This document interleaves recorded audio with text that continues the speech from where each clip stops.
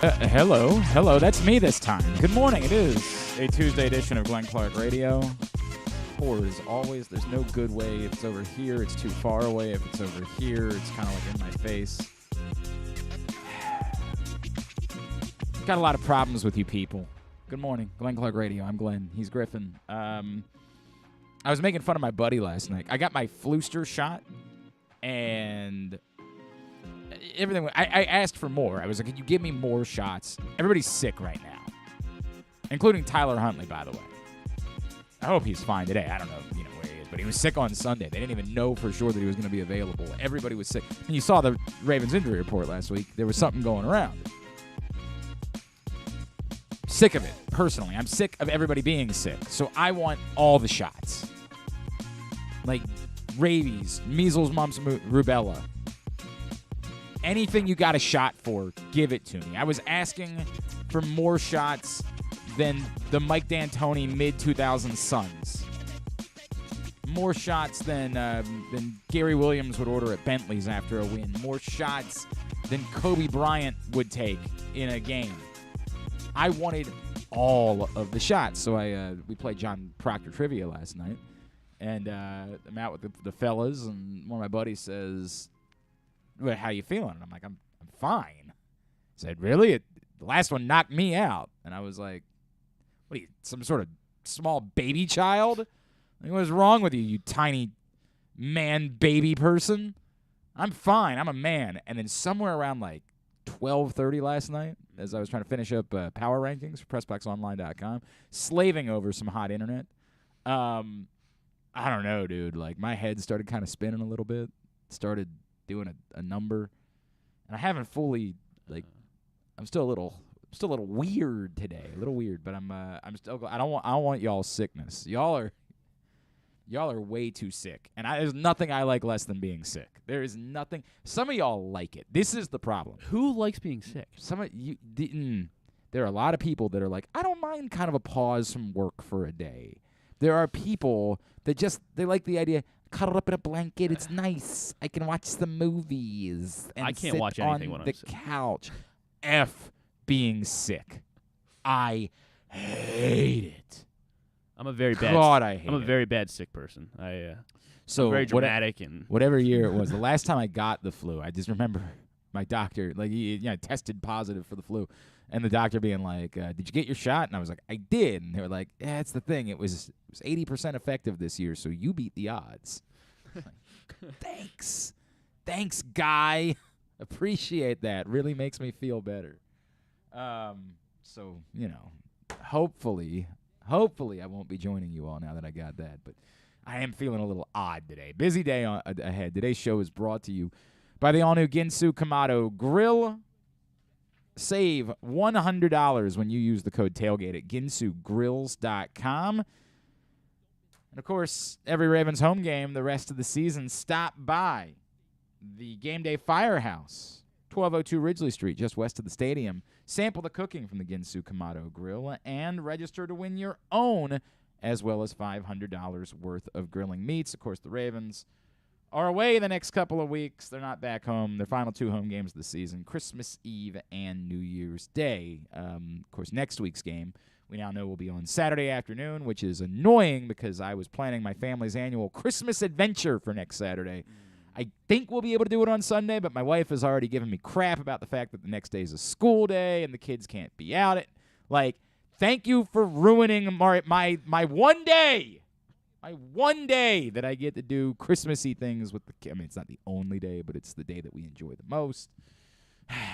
Very frustrating, not ideal. But, yeah, the Ravens-Browns game will be December 17th. Rita's going to join us in about 15 minutes. Not only are we going to talk some Ravens with her, but she's also going to be involved with an event, kind of trying to keep the legacy of the legendary Keon Carpenter alive. And I want to give her an opportunity to talk about that because Keon Carpenter was someone who meant a lot to me in my life. So I think it's wonderful what she's doing, and I want to talk that up. Ben McDonald's going to check in with us. The Carlos Rodon rumors continue to percolate. Like, they're not going away. Of course, Justin Verlander will not be an Oriole as he is headed to the Mets. which allowed every baseball writer on the planet to make the joke that the Mets are putting together the perfect rotation to lose to the Orioles in the 2014 AL Division Series. Which, again, I enjoy. Don't get me wrong. Enjoy the shtick. Still wouldn't mind having Max Scherzer and Justin Verlander on my team. Still would be okay with that. But we'll talk to Ben McDonald about what the Orioles may or may not do. And I want to get his thoughts on whether, by the way, $10 million. $10 million for Kyle Gibson. That's real money. And it really kind of does make you wonder why they think he's the better option than Jordan Lyles. But maybe Ben McDonald can answer to that when we run it by him. Also this morning, as we do every Tuesday, we'll preview Waiver Wire Wednesday. Are Lamar Jackson owners starting Tyler Huntley? I mean, I don't know what the other options are. I don't know what's out there. I got Aaron Rodgers now on a bye. I can play Daniel Jones or Deshaun Watson. I'm like, I don't know. I might pick up Tyler Huntley. Try Tannehill maybe. Quarterbacks are a nightmare. If you think tight ends are a nightmare, I did sneak 10 points out of Taysom Hill on one play last night, which was neat. Yeah, I needed him to not get 12, and that's exactly what I did. I lost by 1/10 of a point. Ooh, because of Taysom that is Hill. a rough feeling. Feeling. If it makes you feel better, I lost all of my bets last night. All of them. Literally every single one. Jeremy said to play the over. There was some parlay that FanDuel boosted last night that didn't hit, and I played the Buccaneers to cover, and then at one point when the Saints were up 13-3 and it looked like they were about to score a touchdown, I just sprinkled a few dollars on the Saints. All of them. Every single one of them a loser. You got to let me know when you place a bet so I can just immediately Well, I mean, it's not always that way. It's been that way for about a week. It's been that way. No, I had a good night last Wednesday night. I had a really good night betting basketball, but maybe I should just stick with basketball. Maybe that's what I need to do, is just make basketball my thing, because football is not going well. And then, we'll also talk to Patrick Stevens today. Maryland's got a big one tonight against Wisconsin. We will preview that with our guy Patrick Stevens, as the Terps number 13 in the AP poll, number 6 in the net rankings this week. We will talk to him about that and what they should expect from the Badgers. So that's all on the way. Give me a minute here. I have nothing else to say about the football game last night. The Buccaneers, I guess, now are in the clear to try to win the NFC South, but I have no confidence in them. I have no faith that they'll win other games that they play when they're not playing NFC South teams. They barely won last night. It's sort of insane. Two things that were insane to me. All the coaches from both teams are very bad. They're very bad coaches. I feel bad. I want Todd Bowles to succeed. I get it. There's still an issue with hiring black coaches in the NFL, but he's a very bad coach. And you can say, well, hey, it worked out, his decision to not punt. The second decision to not punt is far less questionable than the first one. The second one, they were on their own 20-yard line faced with 4th and 10. It's very much a reasonable decision. You can say, well, there's only 5 minutes left or whatever there was. You can argue the Saints weren't doing anything defensively. Clearly it worked out. So it's easy to say now it was a good decision.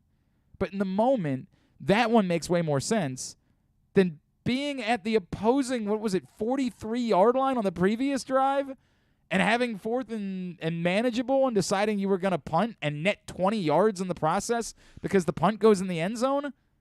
There's no way around that. That's bad coaching. There's no, well, hey, it worked out. No, that's bad coaching. You don't get to say, well, we got lucky that Mark Ingram decided to run out of bounds a yard short of picking up a first down, and when he did not need to, and so all of the decisions were good. It don't work that way.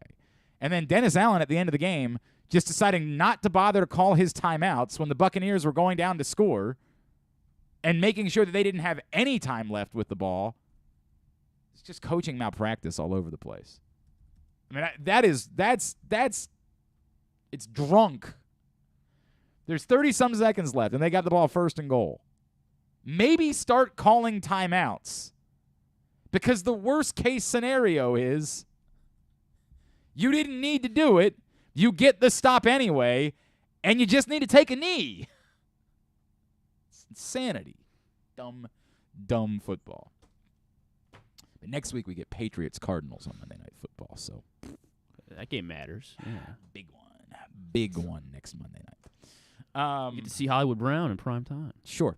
I'm sure you got to imagine being Joe Buck and Troy Aikman. Like you left for Monday Night Football. And then they're like, we got you Patriots Cardinals. It's a good game last night. You know, Tom Brady. Didn't they just have the Cardinals like 2 weeks ago in Mexico City? Like they have so much Cardinals late in the season on Monday Night Football. Like what was the thought process there? We're just gonna load up the schedule with America's team, the Cardinals. They didn't even they literally got the game in Mexico because they're the team closest to Mexico, and there were like 10% Cardinals fans there because they were inundated with 49ers fans. So weird. Give me a minute here. There's nothing else for me to say about that. I mean, we didn't really learn anything. John Harbaugh essentially confirms that Lamar Jackson won't play this week. I mean, he didn't fully confirm, but he essentially confirmed that Lamar Jackson won't play this week, which I think we were feeling that way anyway. The real question is, again, exactly what the injury is. Is Dr. David Chow correct about the PCL? And, what the time frame will be when Lamar Jackson might return. The secondary question is, can they survive with Tyler Huntley in games that, to me, are going to be trickier than the Broncos? The Steelers and the Browns are trickier games to me than the Broncos are. I get it. Nobody's living in fear of those football teams. But particularly being on the road, I'm worried, flat out worried about the Ravens playing divisional opponents on the road, both who have been plucky, who have been better than their maybe overall talent suggests they should be. And we'll see if Deshaun Watson can get into form in the next couple of weeks. He clearly did not appear to be against the Texans on Sunday, but that's his first game in some time, so we'll see how that goes. I'm very nervous. I mean, extraordinarily nervous about these next 2 weeks. And if Tyler Huntley's playing in both games, I would outright pick against the Ravens in both.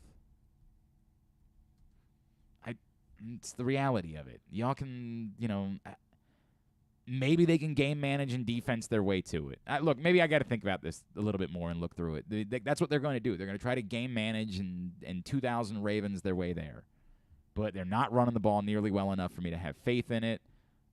I do think that as much as they have kept everything in front of Tyler Huntley, and that's a good thing that they've kept everything in front of Tyler Huntley, I do think the more you ask him to throw, the more risk there is of something like the interception on Sunday. I just don't like it. I don't like it. I don't like it. I hope that there is better news coming for Lamar Jackson, but it clearly does not appear as though it's going to be this Sunday. So they will have to try to figure a way through it. Now, all that being said, I need a minute here. Final push to help us help the Helping Up mission. Few things. Number one, we're doing the Bowl Pick'em contest. Brian Powell set it up last week. I finally got into it yesterday, so I can finally start inviting folks. Very simple. $20. We will build up a pot. 50% of it goes to the winner. 50% of it goes to our Helping Up mission drive. Much like when we did our World Cup draws. But this time, you're not at the mercy of the draw. You get to pick all the games yourself. You just go through every bowl game, and you just pick a winner. That's it. Very simple. There's a tiebreaker, I think, for points in one of the games. Whatever it is, one winner at the end. Winner take all. Well, sorry. Winner take half. Half to Helping Up mission.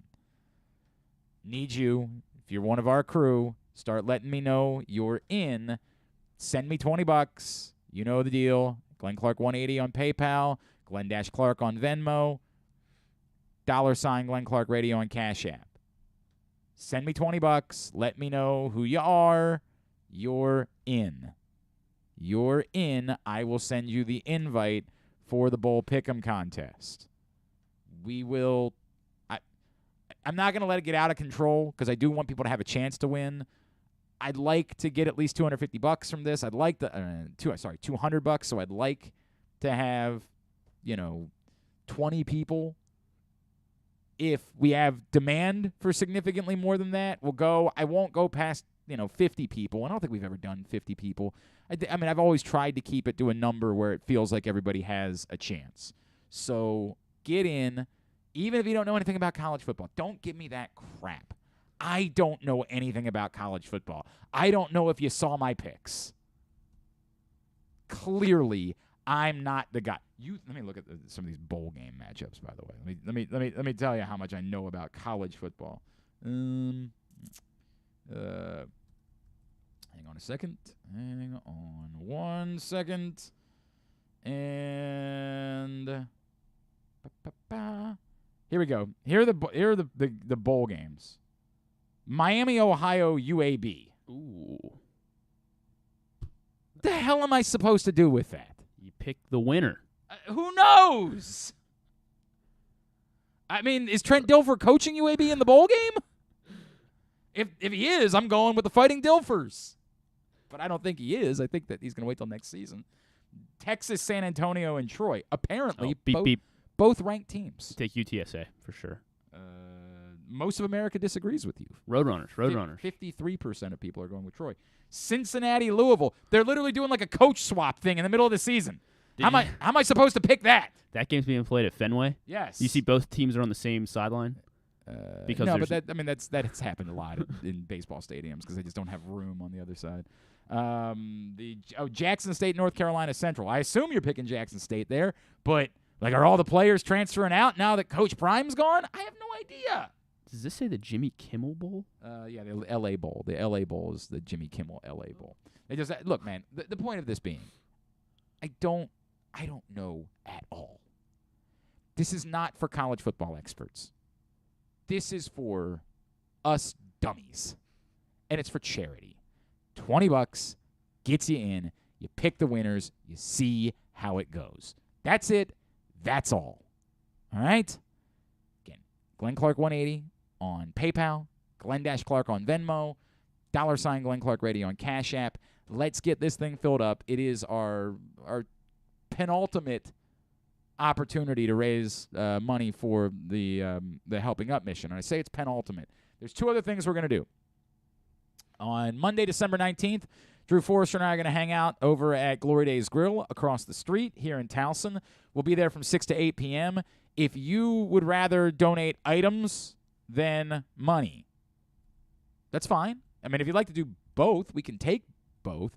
But if you'd rather donate items than money, then what we'd like you to do is come hang out with us on December 19th. We're just going to be shooting the breeze. We've done this every year for I don't know how many years. We'll just be shooting the breeze in the side room at Glory Days Grill, 6 to 8 p.m. on Monday, December 19th. Bring out any toiletries, packs of underwear, things along those lines that can help the folks at Helping Up Mission. Monday, December 19th from 6 to 8 p.m. Please come join us at Glory Days Grill. We are asking for you to just spend some time hanging out with us. It's our opportunity to sort of mingle. A lot of times this happens every year. Dude, let's just go grab a beer. No problem. That's the night. That's when we're available. Come hang out with us. We'll shoot the breeze. We'll tell stories of the old years, of whatever it is you want to do. Monday, December 19th. And then we're looking at Thursday, December 22nd for doing an in-studio party to kind of celebrate the holiday. And I'm working on something final with Jeremy Kahn for that. But if somebody's willing to donate a good number, like, say, $200, $250, then you're probably going to get the opportunity to come in and get drunk with us that morning and hang out for our holiday party. So I'm still finalizing those details right now. But right now, for sure, what we know, bowl pick'em, winner take half, 50% to the Helping Up Mission Drive, and Monday, December 19th, Drew and I will be hanging out at Glory Days Grill here in Towson. So that's what you need to know for our Helping Up Mission Drive. Get on it. No excuses, and I swear I'm going to start calling y'all out by name. I didn't have to necessarily for the raffle because you guys filled it up. Oh, we should pick a raffle winner today. Maybe I'll have Micah do that. Maybe I'll leave that up to young MC Ernest a little bit later on today. So that's all floating around up in the old ticker. And I wanted to make sure you all knew that. And I'll get the details up a little bit later on today at glennclarkradio.com. Cool, capiche. Today's show also brought to you by UMBC Athletics. The Retrievers are a wagon, man. Got some big games coming up. Saturday, they take on Morgan State at the Peak. On New Year's Day, an America East Championship game rematch with Vermont. UMBC is putting up points. They just went up to Lehigh and hung a big number on them after scoring about $1 billion last week against Coppin. Get your tickets right now, umbcretrievers.com. The women are taking on American coming up on December 18th as well. Again, umbcretrievers.com in order to get your tickets. She is, of course, my co-host every Sunday, or most Sundays, when she's not bailing on me, on the Baltimore Game Day Uncensored post-game show over on 105.7 The Fan. You also know her from Gridiron Gals, from Winning Drive, at the NFL Chick on Twitter. She is my homie, the NFL Chick, Syreeta Hubbard. She's back with us now here on GCR. What's going on, friend? How are you? Good morning. How you doing? I think I'm doing better than when you saw me on Sunday and my face looked like it was about to explode. I think I'm doing slightly better than that. Got a little out of control on Sunday. I was in a weird place afterwards, Rita, right? Because I kept going back and forth with people on Twitter, and at some point I wrote about it. Like, at some point, if we were willing to be reasonable and have a reasonable conversation, I probably would have ended up finding common ground with this person. Yeah. Right? But it's just not reason. We're just saying asinine things, right? Like, we just say absurd things for the sake of saying it about, you need to hold somebody accountable. Like, what are you talking about? So I get, it's a weird feeling that I have, and I talked about it ad nauseum yesterday. The feeling I have is the Ravens are facing a reckoning if they can't get this thing figured out over the next few weeks. And what we're then the reckoning is coming. Right, and that's what you just said is what we're feeling is there's no way that they can, right? Like, that we've got enough evidence. There's no way that we can. We have to be fair that they get the opportunity to. Like, they get, again, remember how we felt in December of 2012, right? Like, it was over. They get the opportunity to say, hey, if we can get Ronnie Stanley back out of the field, if Lamar's not out for very long, if Gus can be like Gus, if J.K. Dobbins can come back, we're not out of time yet to figure out a way to make it work. But if they can't, and to your point, I agree, I think it's unlikely that they will, then there needs to be a reckoning of some sort when this season is over. And that's not to say firing the coach. That's still an absurd way of thinking to say, well, all they ever do is win, but it's time to fire the head coach and move on and hope somebody else can do better. But it's about the philosophy of the organization. It's about the thought process of, like, everyone that's on board with devaluing wide receiver, not wanting wide receivers, and thinking it's time for that to go. And if even if John Harbaugh is not okay with that, then you do have to have an awkward conversation at some point, right? Like, that to me is a reasonable way of talking about it instead of saying it's time to hold someone accountable for a team that's 8-4. Yeah, because what if the person that you need to hold accountable cannot be held accountable? What if it's the owner? What do you do when the person you feel needs to be held accountable is the owner? And I don't know this. This is a hypothetical question, okay? But you and I have talked about this, like you said, ad nauseum before about, it's very possible that this is not a John Harbaugh thing, that this is not, what wide receivers did the Ravens have when Brian Billick was here that made you say, oh, my God, they cared about wide receivers? I don't know one, quite frankly. DeMarcus Robinson's uncle, Marcus Robinson, played here. And he wasn't even, I don't even remember his tenure here much. You know what I'm saying? So what if it's not the head coach? What if it's not even the GM? What if they're just doing what they're told to do, which is, we're an organization that wants to keep the time of possession, that wants to, run the ball and, do some play action and, have a couple skill players here and there that are pretty cool.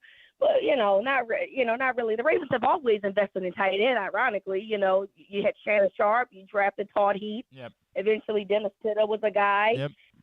And then, they drafted Hayden Hurst in the first round. We can forget it happened, but it did. Yep. And then, obviously, Mark Andrews became the star once Hayden got hurt.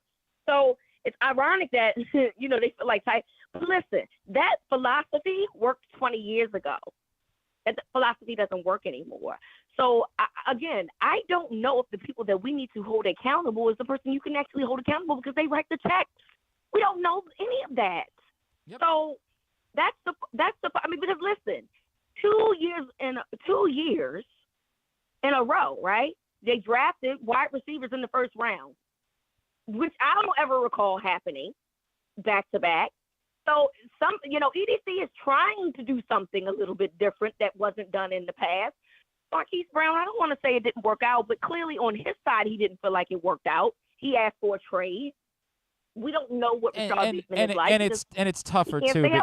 It's tougher too because you know who the other receivers were that went after Marquise Brown that you could have had, right? Like it's even tough even to say like hey, it worked out, like he was productive, and it's wrong to say he wasn't productive. He was productive, but he wasn't DK Metcalf. He wasn't AJ Brown. He wasn't, Deebo Samuel. Like insert name here of the other receivers you could have had in the same draft. And I think that's the frustrating part. Yeah, Rita, your point, again is well taken. It's not it'd be wrong to say they've done nothing, but it's also, we all know that they've clearly, as an organization from top to bottom, not prioritized wide receiver.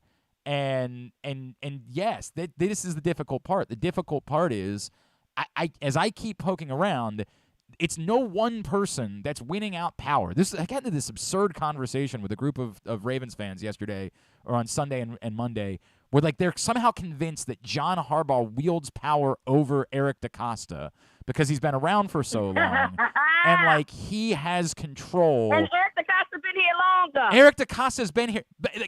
I literally had to say something at one point. Like somebody kept telling me John Harbaugh's been here for 15 years. I'm like, both the owner and the GM have been here longer than that. Like, in what world do you think he wields the most power? And again, I don't even need to report it. I don't even tell you that, like, I know that's not how it works because you can't be this obtuse. You know that Eric DeCosta was in serious demand for 8 to 10 legitimate NFL GM jobs and wasn't sticking around in Baltimore to find out that he was going to have to be a puppet for a head coach. Like, it's insane, that thought process.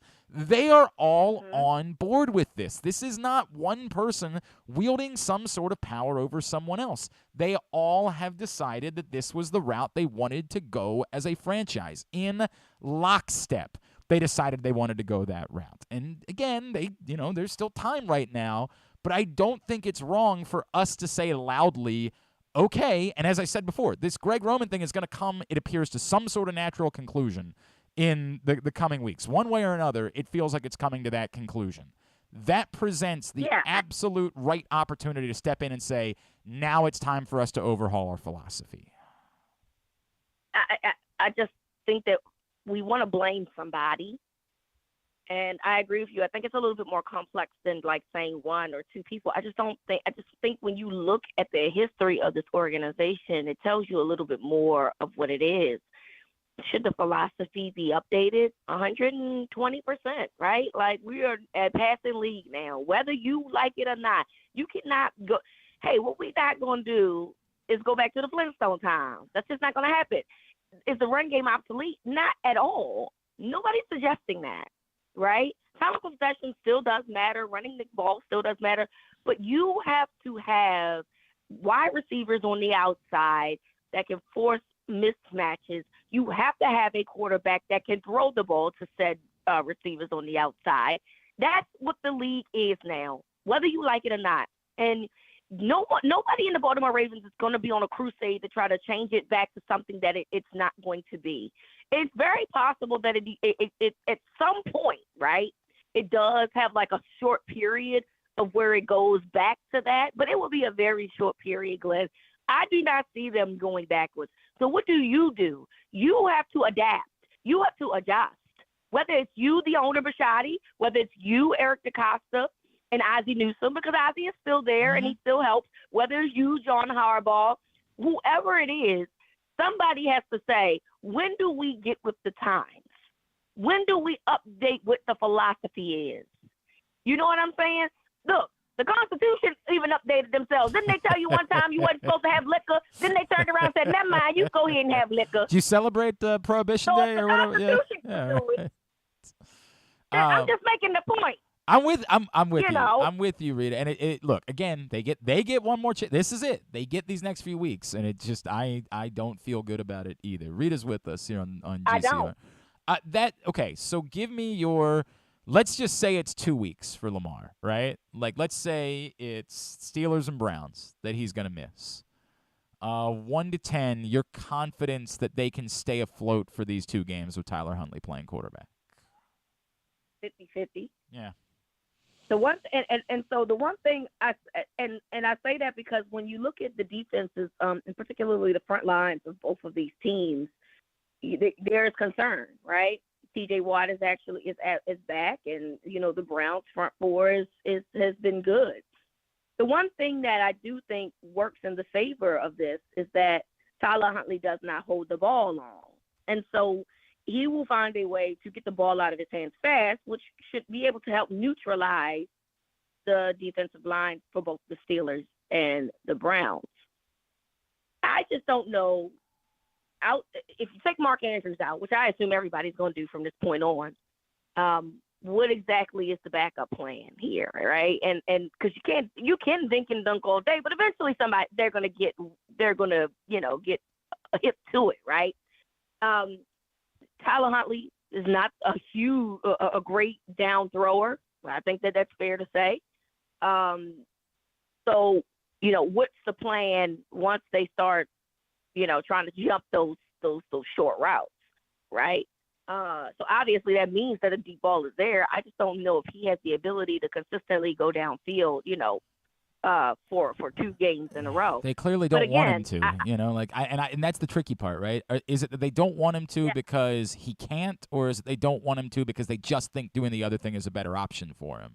And I don't. Oh, they all one though. That's going to happen because remember in the Rams game, that's what happened, right? Like they were consistent with what they were doing, but then he threw that one ball down the field and it was a pick. It was just, and it was like, well, what you throwing to? Like, I'm confused. So they're going to try, right? And honestly, if the defense gives you the coverage to do that, you do have to try. You can't just keep doing one thing.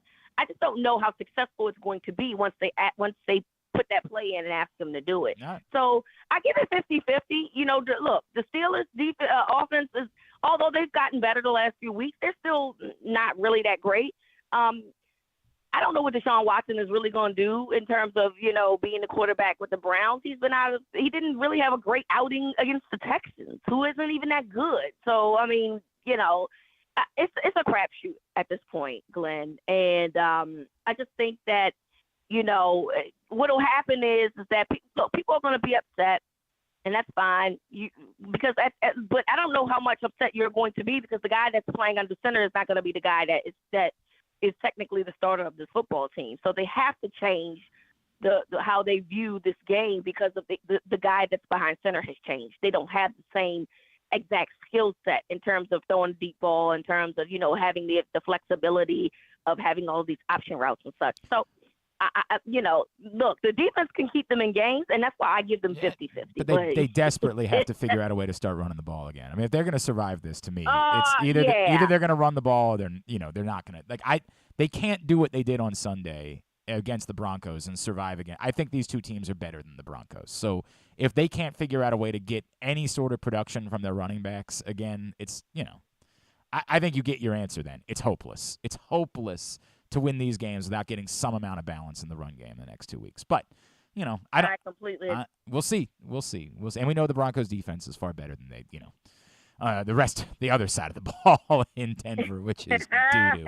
All right, so the real reason I wanted you to call in this morning is because you're doing something. I've talked a lot about how Keon Carpenter was someone who meant a lot to me and taught me a lot about being a man and being a leader and being a father, frankly. He was someone that would send me messages randomly, just checking in on me, like when I became a father. And losing Keon Carpenter was a loss for this city that I don't know that the average person understands how painful it was, particularly because he wasn't here full time any longer. But his commitment and what he did for so many people is significant. So seeing you partner up with Keon's foundation really means a lot to me. Can you tell me about what it is that you're doing? Yeah, so, we're partnering up with Keon Carpenter's foundation, the Carpenter House. Again, you mentioned how great Keon was as a person, and he meant a lot to me too. Fun fact, Keon and I were going to do a podcast before he died. Oh. Yeah, we had a couple of meetings about it, and we were really excited about it, and so obviously that never happened, but he just loved talking about sports, and we were both trying to get ourselves, our feet into the sports talking world, and so just didn't happen. It's unfortunate, but anyway, we are having the Flywire is having the holiday party with a toy drive, and they were asking for people to bring new toys or clothing, $20 or greater for children ages infants to 18 years old. And of course, the proceeds will provide Christmases for families in the Baltimore area, as Keon would have liked. So, Marcy asked me to, could I put my name on it? And I was like, absolutely. I told everything I just told you. I told Marcy, I love Keon. I thought that he was a fantastic person. And so if I can help continue his legacy, that's just a small part of what Keon would have done while he was here. So I'm excited for that. It's next Thursday night, December 15th, correct?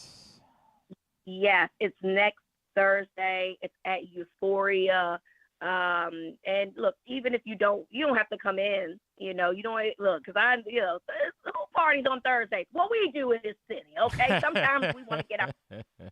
But if you just want to drop it off, you can always contact me, Glenn, if you're able to be a contact, and you can get it to me, that'd be perfect. Or if you're in the area, it's on 1301 Parker Street. You can just come and just drop it off, because there will be, availability to just, drop some items off. That would be great. You can contact me at the NFL Chick on Twitter, and Syreeta on Facebook if you are interested in, getting up for it, or if you know Glenn personally and you want to give it to Glenn, I can get it from Glenn. Yep. So I just want to thank everybody in advance that, even if you're thinking about doing it, look, sometimes the thought is what gets the ball rolling. And so we truly appreciate it. And we really want to try to make some families' Christmas a great one like Keon would have done. It's awesome. Rita, I love you. I love that you're doing this. At the NFL Chick, of course, Gridiron Gals, Winning Drive, and I will see you this Sunday for the Baltimore Game Day Uncensored post-game show. Appreciate you, friends. All right. Talk to you then. That's the NFL Chick, Syreeta Hubbard, with us here on GCR. Don't forget, still great offers available at PressBoxOnline.com/offers as you're signing up. If you signed up one place, maybe think about taking advantage of, $100 in free bets from Barstool after your first $10 bet, or $1,500 in risk-free bets from Caesars. PressBoxOnline.com/offers to sign up today. Ben McDonald joins us next. We'll talk about the winter meetings, what the Orioles may or may not do, Kyle Gibson, all that. Glenn Clark Radio. Gambling can be a fun and entertaining experience, but there are risks involved. If you're planning on betting on the game at the casino or on your phone or computer, know your limit, stay within it. Set a budget and a time to stop. Remember, gambling isn't a financial solution, and it doesn't mix well with alcohol or drugs. Know the risks and have a plan before you begin gambling. For free and confidential services, call 1-800-GAMBLER 24/7 or go to helpmygamblingproblem.org. Experience the best in Kamado Grilling, a complete outdoor cooking appliance. The Ginsu Kamado Grill allows anyone to sear, grill, bake, and smoke all types of food. Designed for efficiency and function, the Ginsu Kamado Grill upholds the enduring legacy of the iconic Ginsu brand. The Ginsu Kamado Grill is perfect to cook all year round, is great for parties, and ideal for tailgating with your friends. Reserve your Ginsu Kamado Grill today at ginsugrills.com and get $100 off on your pre-order when you use the promo code tailgate. That's ginsugrills.com. Reserve yours today. UMBC basketball is back at Chesapeake Employers Insurance Arena, and tickets are available now at umbcretrievers.com. Don't miss any of the great early season matchups as the men take on local rivals Morgan State on December 10th, and the women square off with American on December 18th. And on New Year's Day, a rematch of last year's America East Championship game when the men welcome Vermont to the Peak. Experience the excitement of game day by getting your tickets right now to come see the Retrievers at Chesapeake Employers Insurance Arena. Lock yours in at umbcretrievers.com. Join the Maryland Jockey Club at Laurel Park for Christmastide Stakes Day on Monday, December 26th. An exciting day of live horse racing awaits you with a whopping 6 stakes races worth $600,000 in prize money. Plus, enjoy a specially curated stakes buffet, a delicious hot chocolate bar, and hot cider cocktails. It may be cold, but Laurel Park has plenty of horse racing excitement, food, and beverages to keep you warm. Don't miss Christmastide Stakes Day at Laurel Park. Visit laurelpark.com for more info. Another Orioles season is in the books, and the Bat-Around was there every step of the way as the Birds posted their first winning season in 6 years. And after promoting 2 #1 overall prospects in Adley Rutschman and Gunnar Henderson, Mike Elias has said it's liftoff from here. Hi, I'm Paul Valley, and along with my co-host Zach Goodman, we'll be here every Saturday from 10 a.m. to noon all off season, discussing every signing, trade, and waiver claim as we navigate the cold winter months that lead to spring training. You can watch us at youtube.com/PressBoxOnline and Facebook.com/PressBoxSports, or listen live at PressBoxOnline.com/radio. And if you miss a show, you can find us anywhere you get your podcasts. So tune into the Bat-Around with Paul Valley and Zach Goodman every Saturday from 10 a.m. to noon right here at PressBox Sports. Whether your focus is luxury and comfort, convenience and technologically advanced connectivity, or sporty performance and aggressive styling, we've got the perfect Highlander for you. Check out buyatoyota.com for deals on new Highlanders from your local Toyota dealer today. If you can't listen or watch live, you can subscribe to the show via Spotify, Amazon, or Apple Podcasts. Leave a 5-star review while you're there. Or, if lying isn't your thing, we'll take a 3.5-star review, too. If you're looking for a simple holiday meal, try Chick-fil-A catering. From Chick-fil-A nuggets to mac and cheese, enjoy a variety of tray options sized perfectly for your get-together.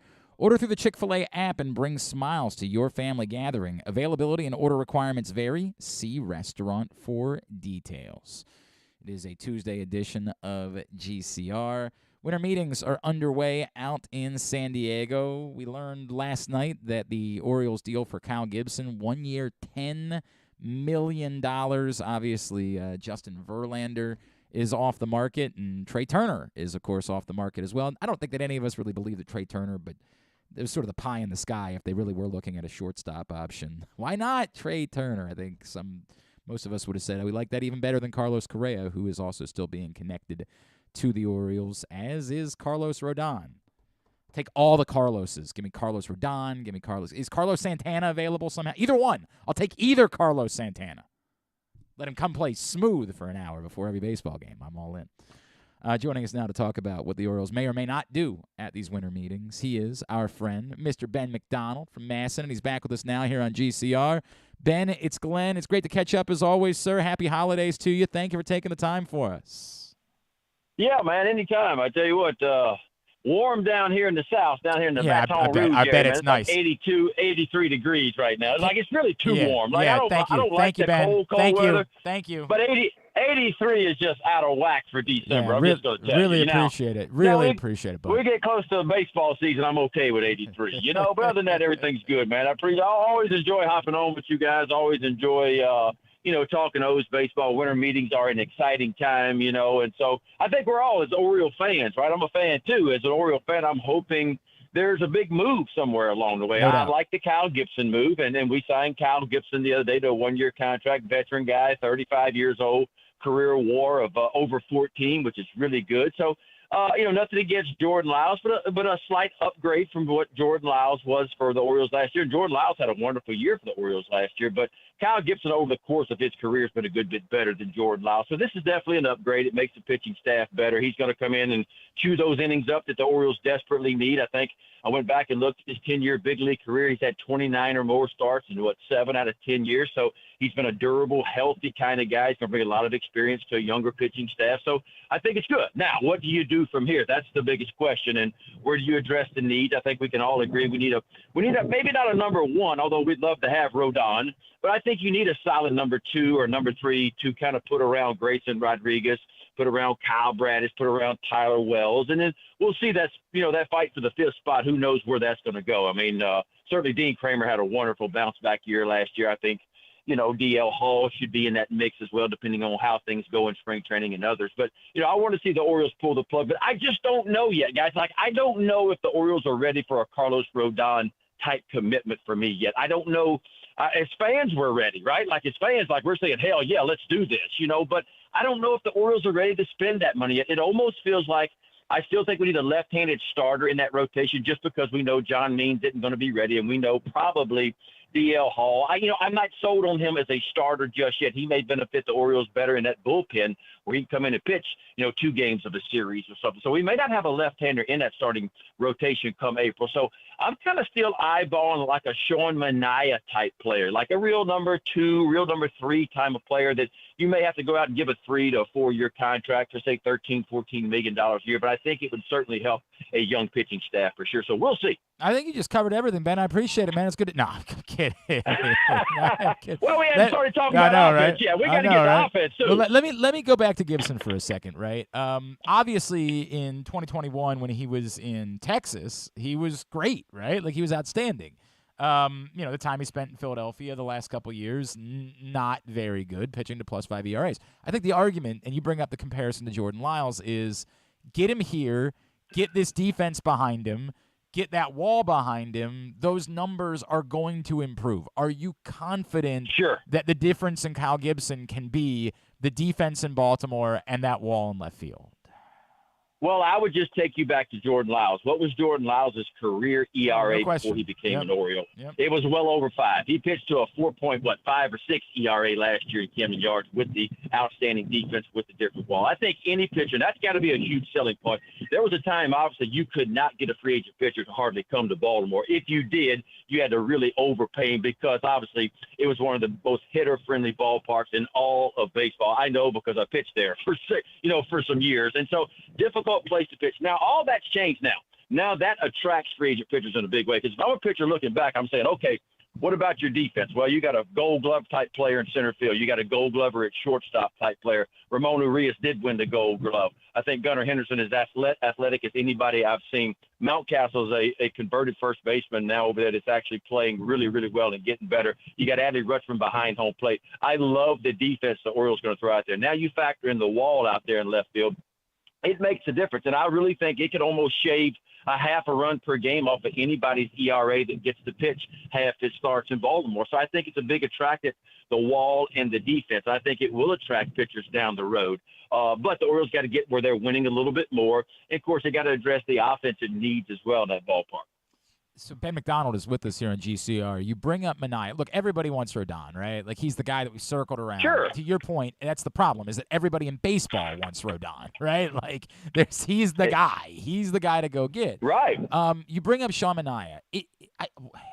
If you don't go the Rodon route, if you go the Manaea route, you're probably not talking about a true ace of the staff, right? Like, Rodon is your chance to get a true ace of the staff.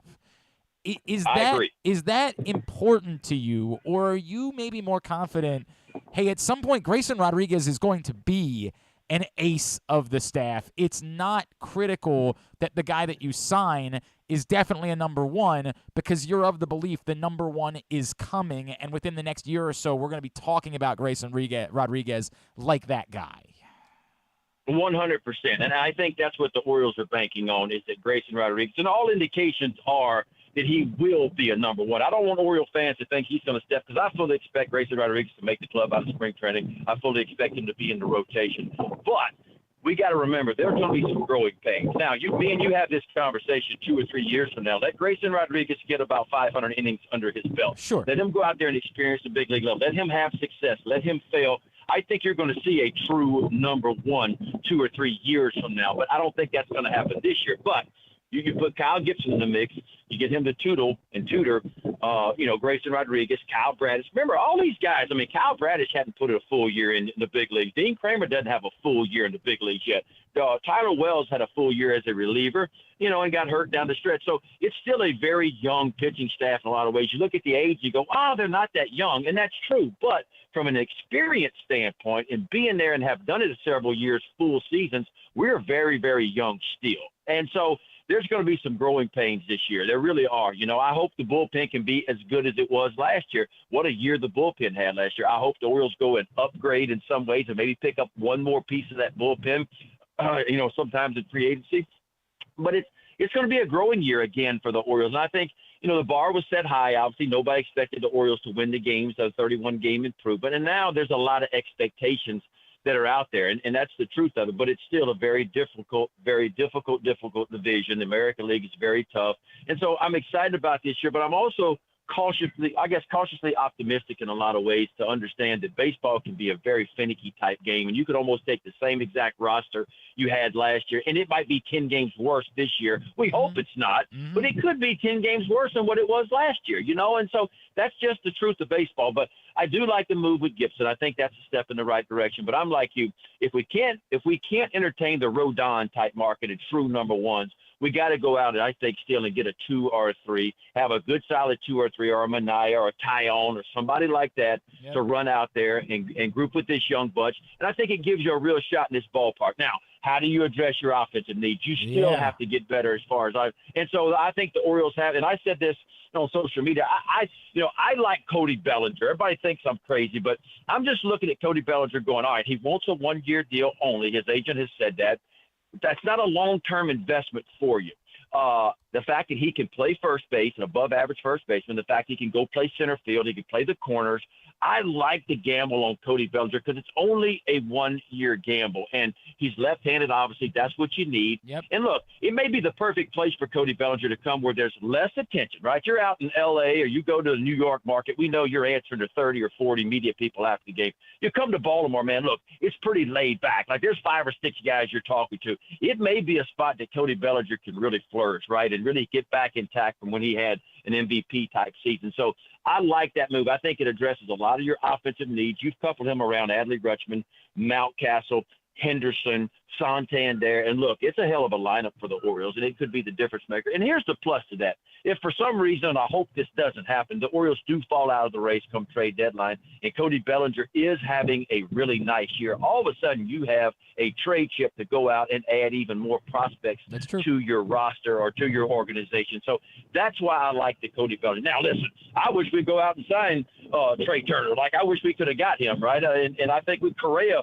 that'd be great. Like, I'd give up everything to take Correa, right? But that's probably not going to happen, just like Rodon's probably not going to happen. So what do you do and how do you piecemeal it together into you really, really think you have a real shot of winning, which I still think, guys, is probably another year or 2 away. Yeah, it's an interesting Ben McDonald with us here on GCR. And by the way, for those that didn't see it, apparently Cody Bellinger is working out with the Holidays, which is really interesting. Like, hopefully Jackson and Matt Holliday are maybe putting some words in his ear about, like, hey, Baltimore wouldn't be a bad place.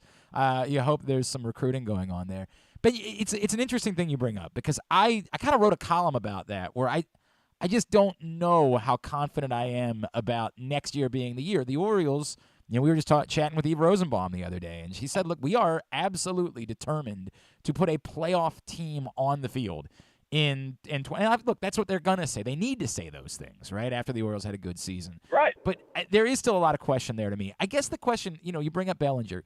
If the Orioles don't take a big swing of some sort, and I'm not, again, to your point, we're not talking about it having to be Carlos Correa or having to be Carlos Rodon. But if they don't take a swing of something maybe a bit more significant than a Kyle Gibson, is there a risk of maybe there being disappointment for this team that's growing together that maybe from the outside would say, we're close, dude, just give us a little bit of help, and we think we're ready to get there? Could there be an internal disappointment if the Orioles, obviously the fan base is going to be disappointed because we're fans. We're crazy, man. You know how this goes. But, could there be an internal disappointment with this group that, like, hey, do you not believe that we are on the precipice of doing something here? I think that does factor into it. Of course, as a ball player, when you're on the team, right, you want the best players, right? You want the best players out there to join your team because deep down inside it gives you the best chance of winning and the best chance of getting to the playoffs. I think there's a lot of excitement in Birdland. I think a lot of these young players, are excited. And look, let's be honest about something. The Orioles have had some lean years. We know that. This team is tired, and this organization is tired of getting beat up on. And now they're starting to punch back in a lot of ways. And I saw this team start to grow last year. I started to see guys get hit by pitches and all of a sudden talk smack back to the pitcher, where in years past, they just took their medicine and they went down the line. The Orioles ain't putting up with it no more. And I see them growing in a lot of ways and saying, you know what, we're tired of getting beat on. Now it's time for us to start beating back a little bit. And I saw the Orioles really start to punch back last year. I give Brandon Hyde a ton of credit for that because he brings that internal toughness to this team. Like, we ain't taking it from nobody no more. And that's kind of been the word for the Orioles out there. And look, teams are starting to sit up and take notice of the Orioles. I mean, Dennis Eckersley, I got a chance to visit with him. We were in Boston this year. He said it best. He said, Ben, there was a time when we saw y'all on our schedule and we played y'all 19 times. We went, okay, we're good for 13 wins against the Orioles because they're a bunch of pushovers. He said, now I look at this team, I look at this organization, I look at Brandon Hyde, and I see y'all on our schedule, and we go, whoa, we're in for a hell of a fight. And I think the rest of the league stood up next year and said, you know what, last year they said, the Orioles are not taking it anymore. So it's a respectable team now. But as a player, I do want to go pull the trigger. But I also understand in some ways where we are right now. And we punched back for the first time, had a hell of a year last year. And I think the team thinks they can still win. But this is what I love about this team. Whether you give them a Carlos Rodon or Carlos Correa, or you go out and you sign a Sean Manaea, or you don't do any of that, this team has a lot of fight in them and a lot of want to in them. And so they're going to go out and compete no matter what the situation is. This young ball club is going to go out and compete. And how can you not be excited about going to watch Adley Rutschman put in a full year? How about Gunnar Henderson, man? I don't know. I don't want to get too excited about a kid, right, because I'm cautious. I know how difficult this game is. But, damn it, when I look at Henderson, guys, it scares me potentially how good this kid can be. Like if he's anything close to what he showed me in a sample size last year, it's scary. Like, it's really scary. And so I get excited about Connor Norby and the year that he had over there, Colton Cowser and Heston Kjerstad, who was the MVP of the Arizona Fall League, Grayson Rodriguez. I started looking around, man. I started going, man, I like what I'm seeing from the Orioles right now. But I do agree with you at this. There's still pieces that the Orioles – let's be honest. If you're going to get the playoffs today, you're looking at what, 88 to 90 probably wins, 91 wins. That's what it's going to take to be the last wild card spot every year. That's how competitive and how good the American League is. So how do you go about, how do you collect 6 more wins along the way somewhere? Going to be hard to do. And so I'm hoping there's some moves made by the Orioles. I think Mike Elias is a genius. I love where he is. Who knows what liftoff means now? I know it got kind of redefined yesterday in some ways.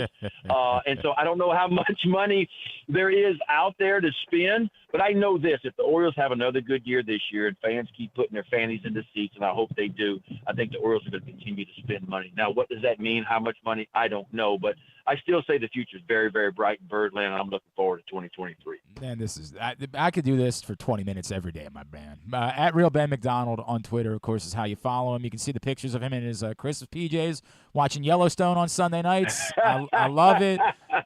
Dude, I don't know if we're going to talk again before Christmas, but I hope you and your family have a very Merry Christmas. I truly appreciate all the time you take for us. Merry Christmas to you as well. Yeah, man, Merry Christmas to everybody in Birdland. I miss you guys. Look forward to it. Spring training's going to be here before you know it. I'm looking forward to it. I'll be down there, of course, and so go Birds, man. Go Orioles. And I'll be sitting back like everybody else watching the winter meetings with my fingers crossed in a big way. Doubt. Thank you, brother. Appreciate you. That's Ben McDonald. He's the best. God, I love that guy. He's a 10.5 every time. Told you. That's why you go do Thanksgiving with Ben McDonald's family. Told you that a couple weeks ago. Hour number 1 in the books. If you missed it yesterday, speaking of the winter meetings, Stan the Fan, Ross Grimsley and Luke Jackson sat down and kind of had a winter meetings powwow roundtable on Facebook Live, facebook.com/PressBoxSports. You can check it out there or find it at youtube.com/PressBoxOnline, PressBoxOnline.com/video. We'll preview Waiver Wire Wednesday. You picking up Tyler Huntley if you're a Lamar Jackson owner? Joe Serpico, PressBox Fantasy Football Analyst, will tell us that next. Glenn Clark Radio. Join the Maryland Jockey Club at Laurel Park for Christmastide Stakes Day on Monday, December 26th. An exciting day of live horse racing awaits you with a whopping 6 stakes races worth $600,000 in prize money. Plus, enjoy a specially curated stakes buffet, a delicious hot chocolate bar, and hot cider cocktails. It may be cold, but Laurel Park has plenty of horse racing excitement, food, and beverages to keep you warm. Don't miss Christmastide Stakes Day at Laurel Park. Visit laurelpark.com for more info. Come experience Maryland's #1 sportsbook this NFL season at the FanDuel Sportsbook at Live Casino and Hotel, the ultimate place for any sports enthusiast. Take advantage of our 24/7 kiosks, massive video screens, and watch all the action from the best seat in the house. With more money paid out than anyone around, make every moment more at the new FanDuel Sportsbook at Live Casino and Hotel in Hanover, Maryland. Please play responsibly. Gambling problem? Please call 1-800-GAMBLER or visit mdgamblinghelp.org. The weather outside is really unpleasant, so it's time to warm up with some comfort classics this winter at your neighborhood Glory Days Grill. Try the Twisted Ribs and Wings combo. It's 2 full pounds of meat, the mac and cheese bites, Mr. Richards meatloaf, the citrus salmon, the winter spinach salad, and for dessert, here's internet radio personality Griffin Bass to tell you about the bourbon butter cake. Oh my God, it's so good. Pair it with a blood orange bourbon cider or a devil's backbone cranberry smash. Place your order now at glorydaysgrill.com. Glory Days Grill. Great food, good sports. That first sip. That first bite. Start your day off right with a delicious breakfast at Royal Farms. Choose from a fantastic selection of fresh Royal Farms breakfast sandwiches and top it off with a rich hot cup of the freshest coffee in the world. At Royal Farms, breakfast is available day and night. It's the freshest breakfast in the world. Real fresh, real fast. Royal Farms. Stan the Fan here, welcoming back one of my favorite sponsors, the Costas Inn. And everybody around Baltimore knows the Costas Inn is a great place to go and grab crabs, steaks, salads, soups, whatever's on your mind to eat in person. But did you know that the Costas Inn has upped their game? They are now one of the premier takeout places in Baltimore. Give them a call now to order your food, 410-477-1975. That's the Costas Inn over 4100 North Point Boulevard. Looking for a simple holiday meal? Try Chick-fil-A catering. From Chick-fil-A nuggets to mac and cheese, enjoy a variety of tray options sized perfectly for your get-together. Order through the Chick-fil-A app and bring smiles to your family gathering. Availability and order requirements vary. See restaurant for details. Tune in to Simply the Bets every Tuesday and Weekend at Bookies every other Thursday at 11:40 a.m. And if you really have nothing better to do, keep listening to this show, too. Again, great offers still available at PressBoxOnline.com/offers, including $200 in free bets from DraftKings after placing your first $5 bet or $1,000 in risk-free bets from BetMGM. But these aren't going to last for forever, so you need to go right now to PressBoxOnline.com/offers in order to take advantage. If you didn't see it this morning, Chuck Clark has been named the Ravens nominee for this year's Walter Payton Man of the Year award. And if for some reason you just so happen to miss the Tyus Bowser show with Chuck Clark a couple weeks ago, I would encourage you to go back and take a listen to it, watch that, and see what it is that Tyus had to say about just how important Chuck Clark is to everyone in this organization. I thought it was a really powerful, one of the more powerful things that I've heard this year. So I'd really encourage you to go check that out from a couple weeks ago when Chuck Clark was Tyus's guest for the Tyus Bowser show. It's Tuesday. That means we need to find out what we can do to save ourselves going into the final week of the fantasy football regular season. Where can we find some help if, say, we're a Lamar Jackson owner? Joining us now, PressBox fantasy football analyst. He's our buddy Joe Serpico, and he's back with us here on GCR. Joe, what's going on, man? How are you? I'm trying to stay dry in this dreary Baltimore today. Miserable day. Yeah, and I work outside, so these are not fun sometimes. That is wretched. Just absolutely wretched. Well, speaking of wretched, I think some people tried to play Deshaun Watson at quarterback on Sunday. That didn't go so well. Like a lot of people are Lamar Jackson owners. Let's just start with it. Is Tyler Huntley any sort of viable fantasy football pickup for this week? Yeah, I think he absolutely is. The offense doesn't change a whole lot with him back there as opposed to in years past where they had kind of a statue as a quarterback. Now with Huntley back there, they can kind of operate the offense similarly. I mean, based on what you hear from some people, he might be the better reader of, when he's gone through the progressions. He might be a better passer. I don't necessarily believe that, but there are people that do say that. But I do think just because, like a lot of the better fantasy options, just because of what Huntley gives you on the ground, he's definitely a weapon for fantasy purposes, and it doesn't always look pretty. Look at Jalen Hurts last year. I mean, he had some games where he looked god-awful, and then this year he's become a bona fide MVP talent. So, yeah, anybody that can really give you something on the ground is definitely worth starting in fantasy. So if you are a Lamar Jackson owner and there's really not much out there for you, Tyler Huntley is definitely an option. I'm starting to think about it. I have a league where I have Aaron Rodgers, Daniel Jones, and Deshaun Watson, and I might still need a win in order to get in on Sunday. And I don't feel good about, obviously, Aaron Rodgers is an option. I don't feel good about either Daniel Jones on Sunday or Deshaun Watson. Like, there's a part of me that thinks I might do the thing where I have to carry I'll probably drop one of them. I'd probably drop Daniel Jones for the week. Like, I don't know, man. I just don't feel good about Daniel Jones or Deshaun Watson. I might be picking up Tyler Huntley in that league. Oh, I don't fault you for getting rid of Daniel Jones. I believe they're playing the Eagles this week, so that's tough. That's a tough matchup to go against. That secondary, that defense as a whole is pretty elite. As far as Watson goes, I think what we saw last week was just a case of him being rusty for not playing football for, I think it was close to like 700 days or something like that. So I think that's the whole reason why he looked the way he did. I do think that he's going to kind of round in the form. I do think it's going to take a couple games. And obviously at this point of the season, for fantasy purposes, you don't really have a couple games, especially if you're trying to fight to get in. But I think that within the next, let's say, week or two, he's going to be somebody that can maybe win you games in the fantasy playoffs, which is kind of crazy to say that we are almost there. But I do think that, if you lost Jackson or if you were in a super deep league where you had Jimmy Garoppolo, I would say Huntley and Watson are definitely two guys that you can consider putting in that position.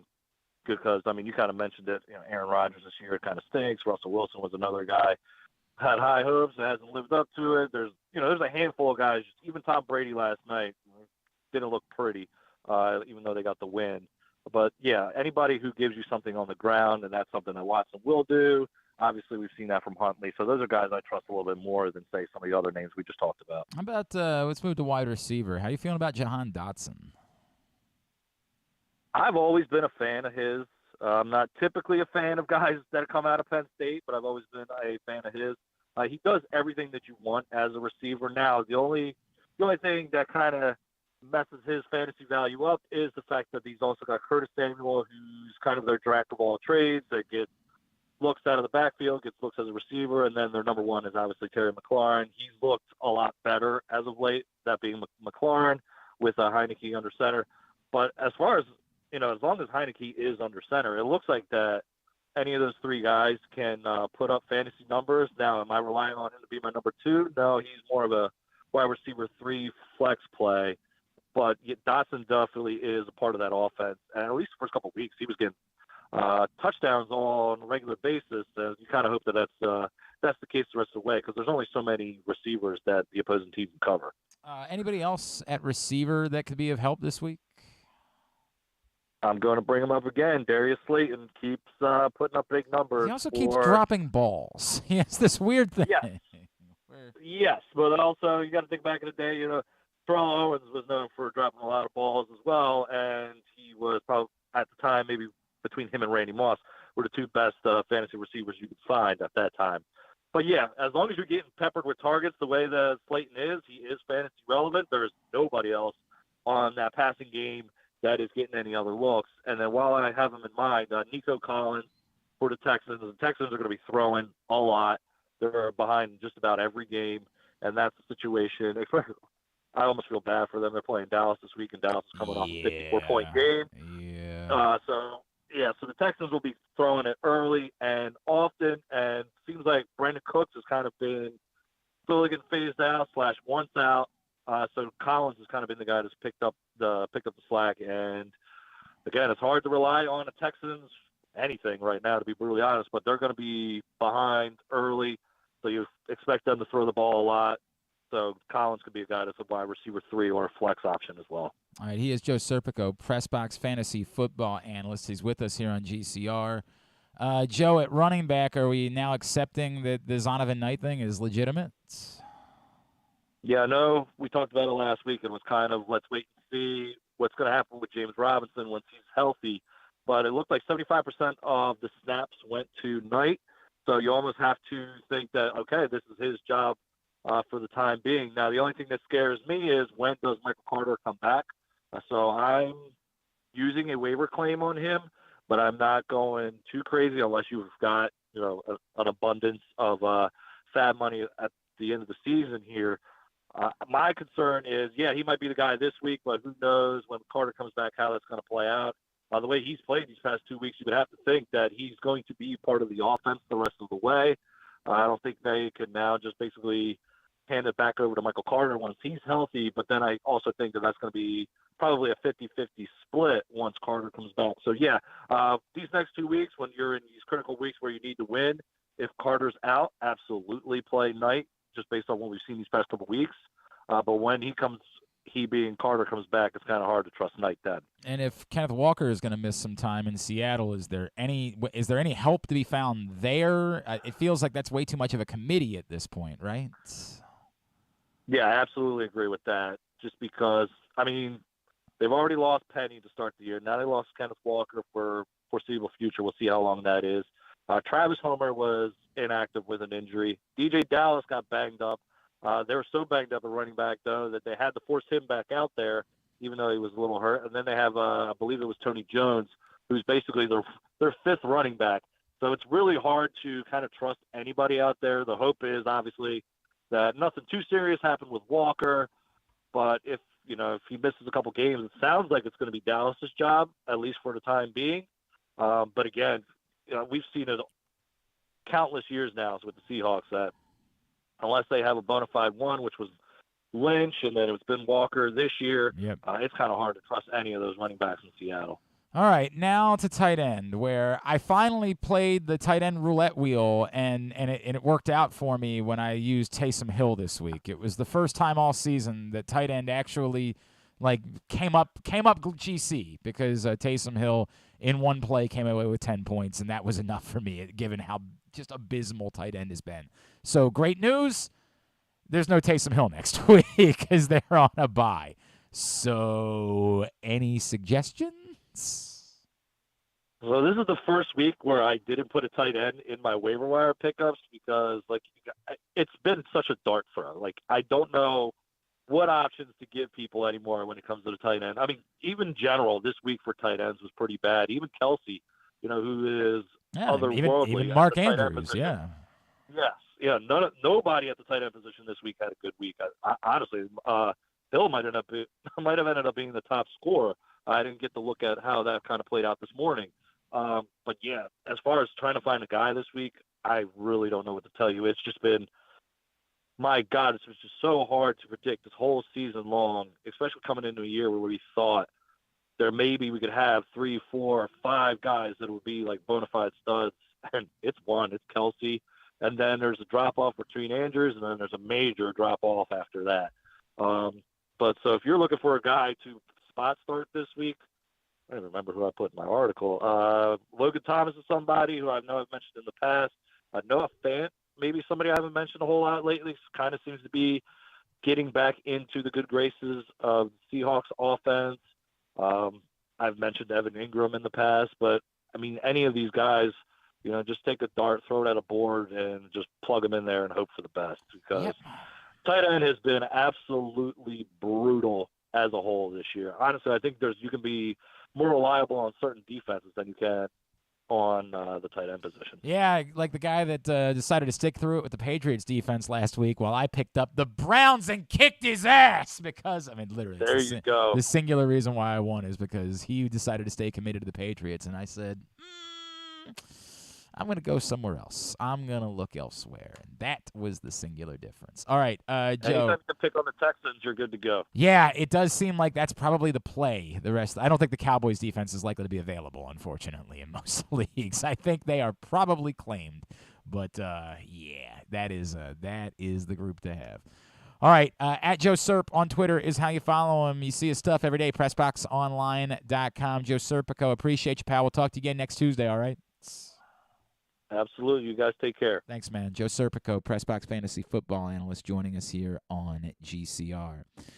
All right, we continue along on a Tuesday edition of the program. Today's show also brought to you by the print issue of PressBox, which is available right now at your neighborhood Royal Farms, any of the hundreds of locations around town where you find PressBox. We're about to talk to Patrick Stevens about Maryland basketball, among other things, and you see on the cover Kevin Willard, the head coach of the Terrapins. We didn't know it was going to go this well, but we talked to Kevin Willard about the job he was inheriting, a really lengthy sit-down, and probably quite relevant considering how they're playing at the moment. Go get that right now. It's only available for another week or two, and then it'll make way for our annual Best of issue, which will hit newsstands, including our Mo Gabba Sports Person of the Year. So, again, go get that right now with Kevin Willard on the cover. When we come back in, Patrick Stevens joins us. We will discuss Maryland-Wisconsin tonight, as well as UMBC putting up 1 billion points, all sorts of stuff in the college basketball world. That's on the way. Glenn Clark Radio. Gambling can be a fun and entertaining experience, but there are risks involved. If you're planning on betting on the game at the casino or on your phone or computer, know your limit, stay within it. Set a budget and a time to stop. Remember, gambling isn't a financial solution, and it doesn't mix well with alcohol or drugs. Know the risks and have a plan before you begin gambling. For free and confidential services, call 1-800-GAMBLER 24/7 or go to helpmygamblingproblem.org. That first sip. That first bite. Start your day off right with a delicious breakfast at Royal Farms. Choose from a fantastic selection of fresh Royal Farms breakfast sandwiches and top it off with a rich hot cup of the freshest coffee in the world. At Royal Farms, breakfast is available day and night. It's the freshest breakfast in the world. Real fresh, real fast. Royal Farms. What's up, everyone? This is Tyus Bowser, and I'm excited to tell you that I'm back for Season 2 of the Tyus Bowser Show in partnership with PressBox and Great H Memorabilia. Join us on Tuesday nights throughout the season as I'll be heading all over town with my special guests. And, of course, our co-hosts, Glenn and Rita. Or is it Rita and Glenn? What is it? I look forward to meeting you guys and talking a little bit about football and a lot about life. And if you happen to miss the show, you can now catch a replay Friday nights on 105.7 The Fan. Get all of your details for the Tyus Bowser Show right now at PressBoxOnline.com/Bowser. The next Tyus Bowser Show is Tuesday, December 13th at the Hamilton Sports Bar and Grill, 5506 Harford Road. It's brought to you by Maryland Vascular Specialists and the all-new Ginsu Kamado Grill.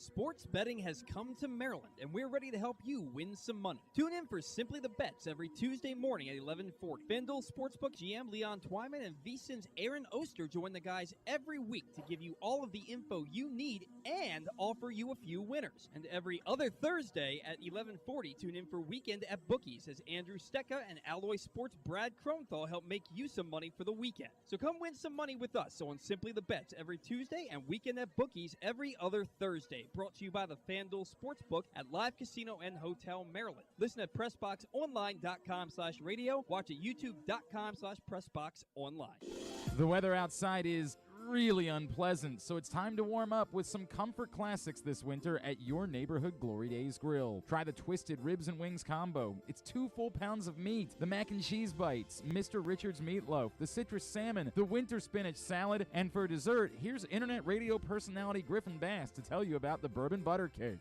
Oh my God, it's so good. Pair it with a blood orange bourbon cider or a devil's backbone cranberry smash. Place your order now at glorydaysgrill.com. Glory Days Grill, great food, good sports. Check out Jeremy Kahn's daily picks at PressBoxOnline.com as he tries to find you daily winners. And speaking of winners, here's a man who once won a media curling contest, and I don't think anything else. He's Glenn Clark. Micah, whatever you can do, I just need, and they need to be even, right? Because there can't be an advantage to any of these sheets of paper. So I need 25 sheets of paper. I guess cutting will do the best to keep it even. 25 sheets of paper, cut into fours, and then those individual pieces of paper is numbered from 1 to 100. You got that? You're picking out the winner for us today. That's the way it's going to go. Mike is going to pick our raffle prize winner today. Hi. Back in here on GC. I was trying to explain that during the break, but it bled over. Today's show brought to you by your local Toyota dealer, buyatoyota.com. The Toyota Tacoma comes in a range of models and trim lines, so you can choose the perfect Tacoma to reflect your unique personality and driving habits. Check out buyatoyota.com today for deals from your local Toyota dealers. Maryland basketball, fresh off a huge win over Illinois on Friday night, continues this difficult December stretch as they travel out to Wisconsin tonight. Let's talk about that. The rest of the thing is going on in the world of college hoops. He is our buddy from the Washington Post. You follow him on Twitter at Discourse, D1S Course. He's Mr. Patrick Stevens, and he's back with us here on GCR. Patrick, good morning. Thank you, as always, taking the time for us, my friends. And thanks for having me, as always. You know, we tweeted a little bit on Friday night. You told us last Tuesday, hey, the pace could be an issue. And early on, it definitely stood out to me. Like, oh, boy, Maryland's not going to be able to stay at this pace. But you brought something up that maybe the pace wasn't even quite as crazy as you thought it was, and it definitely seemed to me like that was one of the things they were able to do to slow down the pace. I know Kevin Willard mixed up the zone look in the second half and kind of threw Illinois off a little bit that way. It seemed like there was a lot of coaching involved in Maryland pulling out a very nice win on Friday night. Yeah, how about that? It was, I think first off, one of the things Kevin Willard talked about after the game was how, they kind of tweaked things after the first media timeout, and clearly they were using it was weird because I spent most of the first half trying to figure out exactly what sort of defense they were using, because it was one of those things that it looked like a matchup zone, but maybe wasn't entirely a matchup zone, and he certainly was not forthcoming on what exactly it was. Coaches and all. So I would say that they certainly were able to. You mentioned the coaching. The interesting element to that was, if you think about how things would have been a year ago, a year and a week ago anyway. Basically, they would have doubled the post and they would have dared Illinois to either shoot them out of a situation, or just basically say you're not going to throw it into the post and essentially say, well, if you can, good for you. And Willard's approach was, you're not even going to get it into the post because we're going to harass the heck out of you out on the perimeter. And they did a great job of it. And they did a good enough job of it in the first half that when Illinois invariably adjusted, they weren't able to quite make as much hay as they would have liked in the second half. So I was impressed with that showing. And I think it also is kind of one of those reminders that it's such a, the whole 20-game league schedule and all that is such a slog. I don't know if anybody's going to go much better than 15-5 or something along those lines this time around. And that goes for Maryland too. Right. Being able to pick off a team like Illinois, who I think is going to be one of the best teams in the league, regardless of what we saw on Friday night. That's a great feather to have in their cap already. The question is can they pick off a few road games along the way too? I think one other takeaway from Friday is that was the largest crowd that they'd had post-pandemic, largest crowd since that Michigan game to close out the 2019-20 season. And if they're already at that point now where they've got things cooking excitement-wise, you can imagine that if they simply remain in that top tier of the league a month and a half from now, that place is going to be a real hornet's nest for people to have to go into moving forward this season. And credit to the school, who obviously stepped up and said, let's make sure, and slashed ticket prices and did some things to try to drive out a massive crowd. And I think they do deserve credit. Which honestly, I when I sit there and I've looked at some of the crowds at football games, that's sort of the question I ask. At some point, you've got to slash the ticket prices, right? Just get people in the door and take their money in parking and take their money in concessions and hope that they have a good enough time that they want to come back and pay more the next time. Yep. And if you're Maryland, obviously it's a no-brainer to do that sort of thing for a game like around Christmas against a non-conference opponent where you're going to have plenty of empty seats anyway and the students aren't there. But to be willing to make that push there, that's some forward thinking, I think, on Maryland's part. I think the other question that I have after watching this early season stretch is, why in the world was Jahmir Young at a lower level? Like, this kid looks like he belongs. Yeah, he's been a little bit better in aggregate than I guessed he would be. Yeah. I thought the one thing that you were definitely going to get out of him was you were going to have somebody that could handle the ball and do what he was told.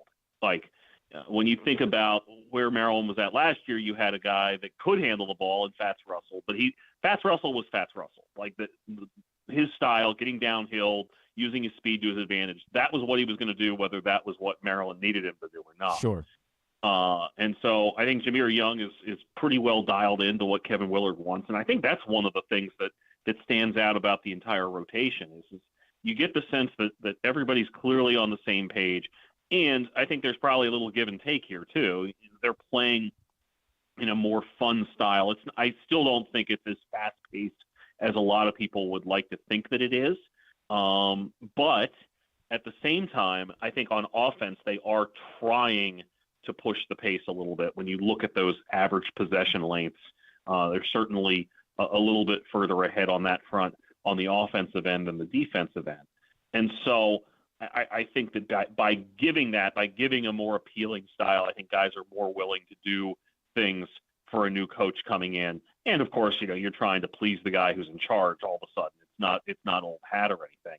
And then there's the whole winning that helps back all that. Doesn't hurt. So, so you mentioned, with Young, that I thought that was as well as he played this season the other night against Illinois. So, but you also look at guys like a Hakeem Hart. I mean, listen, he's not going to hit 5 threes every night. No. But I think we're seeing probably the best extended stretch for him the first month of the season that we've had the chance to see throughout his career.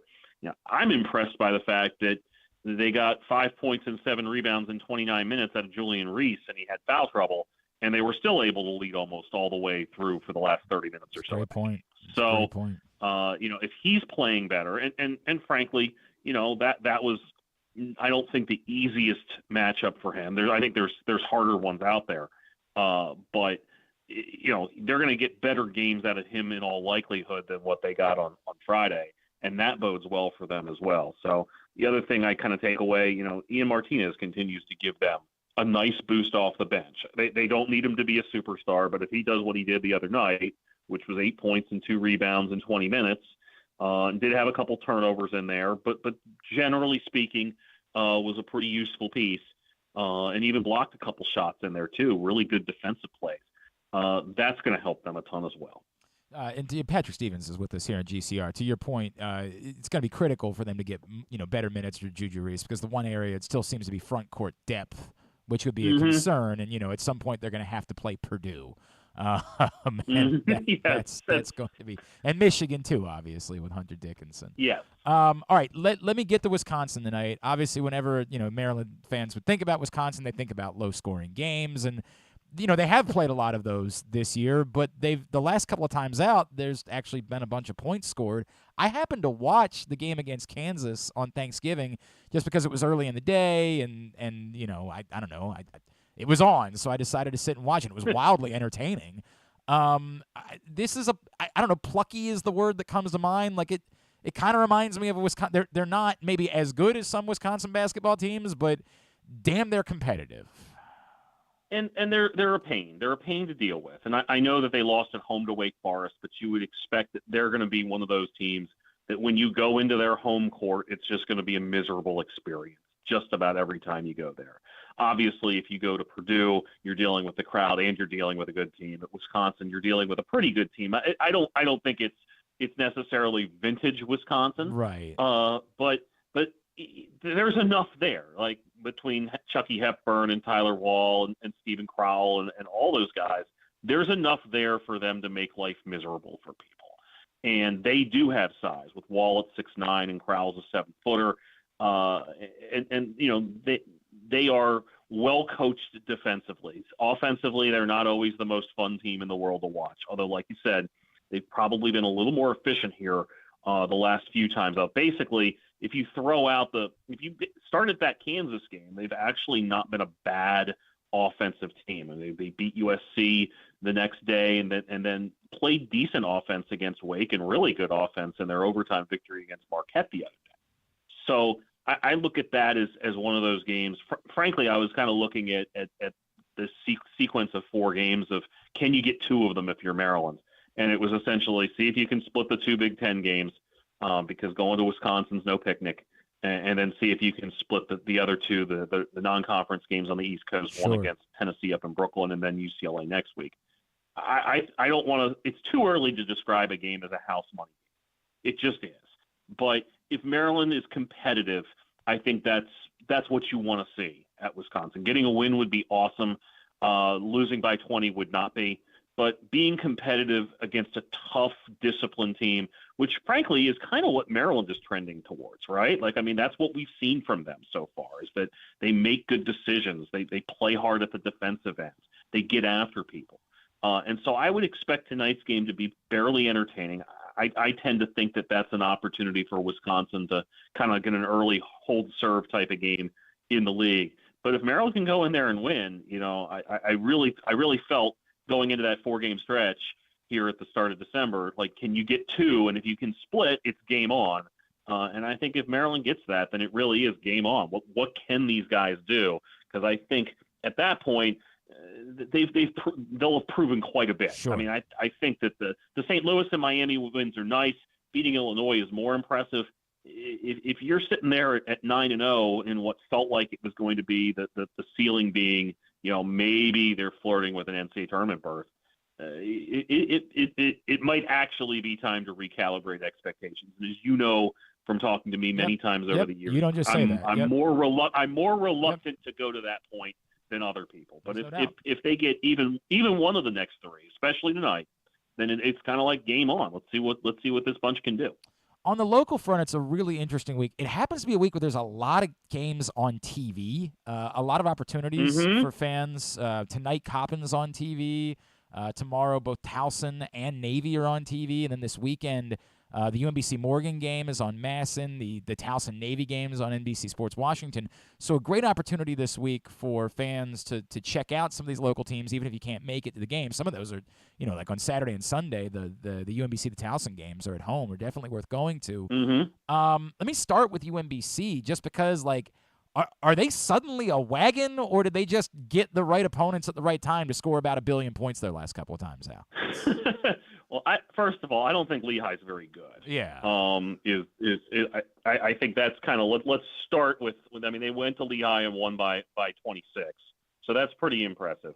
But I do have some questions as to just exactly how good that Lehigh team is. They were coming off a loss down at an improved Maryland Eastern Shore, so not a great week for them to be playing schools in the University of Maryland system. Maybe one of the stats of the year so far locally was that Coppin State last week closed at UMBC on a 33-4 run to cut the deficit to 27. So Coppin was going pretty bananas there, or UMBC was going pretty bananas from 3-point range. Made, I think, 21 of them in that game, which is a school record. Here's an amazing thought. UMBC has the worst 3-point percentage defense in the country right now. They're allowing opponents to shoot 44.1% from the outside, and they're still 5-4. They've still been competitive again, even in losses to teams like UNC Greensboro and Georgetown. And they obviously put up a ton of points last week. I think one of the things that we can fairly say about UMBC is that it's going to take some time to get some of these guys integrated into everything that they wanted to do. Some of the transfers, Colton Lawrence, who impressed me in the couple games I saw them in person, just as a tough guard. The D2 transfer, Craig Baldwin, the Cleveland State transfer, has been really solid for them at the point. And then you get guys like Matteo Piccarelli, who have kind of broken out here this season, and he's shooting close to 50% from 3. So they're an interesting bunch, and I still don't entirely know what to make of them. They're up at Columbia tonight, and then they have the Morgan State game at home before visiting Loyola on next Tuesday. But if they're sitting there at 5-4, and you got to feel like that's a team that can create some problems for some people, especially in the America East.